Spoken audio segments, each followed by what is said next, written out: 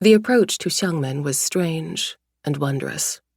For Lingqi's entire life, both on the streets of Tongho and in the sect, the dark, vertical line on the northern horizon was as much a fact of life as the movement of the sun and moon. There was always some faint awareness that it was the distant capital of the province, Xiangmen, the heavenly pillar. The road took them north, and the dark line on the horizon grew. First, it was a hazy shape, which resolved into a solid pillar stretching into the sky, its top shrouded by what seemed like permanent clouds. But these were not clouds. They were leaves. Less than halfway to the capital, it seemed to loom higher than the mountains of the wall where they came from, even though they were still so far away from Xiangmen. They saw the first of the routes more than 200 kilometers from the base of the city. The route appeared like a high, winding ridge with a gentle slope, covered in greenery, vibrant fields, and clusters of pastoral manors. The road bent to remain in its shadow. The canopy consumed the sky, a vast dome of green with impossibly high branches measured in sizes used only for cities. They should have been in total darkness, and yet the sun shone through the wavering leaves as if wholly unobstructed. Only the trunk cast a shadow, a visibly moving wall of darkness that passed over the road with the movement of the sun. The trunk was wider than any mountainside Lingqi had ever seen. It was so absurdly massive that it seemed flat rather than curved. A city sprawled among the gnarled roots built into what seemed like mossy hills and low mountains, teeming with more people than the entire city of Tongho. And she knew it was just one outer district of the metropolis built into the tree itself.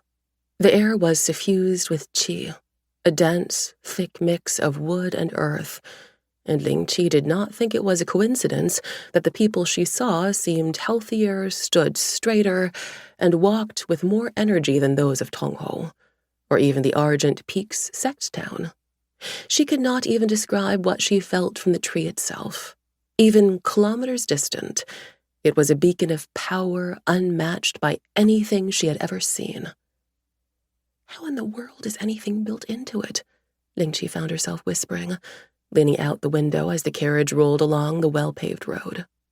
She craned her neck to look up and up, eyeing the distant windows she could see carved into the upper trunk, paths and roads winding around the outside, seemingly cut into the bark. Could even your mother cut the bark? The Temple of the Heavenly Pillar intercedes between the citizens and Xiangmen, Gan Guangli said, peering out the other window. They know the sacred songs and chants which will coax the tree to shape its bark and wood into streets and buildings, or to remove those no longer needed. The sitting duke is the head of the temple, and engages when more serious adjustments to infrastructure are needed, such as the construction of new districts, continued Siren Xiang. Of their group, she alone made no effort to look out at their approach. It is one of the quirks of Xiangmen that the buildings in lower and middle Xiangmen are largely indestructible, requiring no maintenance. That would make it easier to save resources, Lingqi responded absently, still craning her neck up. Even when she channeled qi into her eyes, she could see nothing of the upper city she knew to be built into the branches. I couldn't imagine even the worst storm or flood affecting the buildings either. No wonder the city is so huge. Xiangmen is truly blessed. Its abundance is unmatched, and the ills of the world outside are far away. It is a testament to ancestral misconduct that it is anything but a paradise, said Siren Xiang. Lingqi gave a small nod, still goggling at what she was seeing. Big sister, I feel really small, Zhengui murmured in her mind. I don't like it. Of course you feel small, dummy. This thing's humongous, Hanyi exclaimed. It kind of gives me a headache and a tummy ache at the same time. We're just visiting.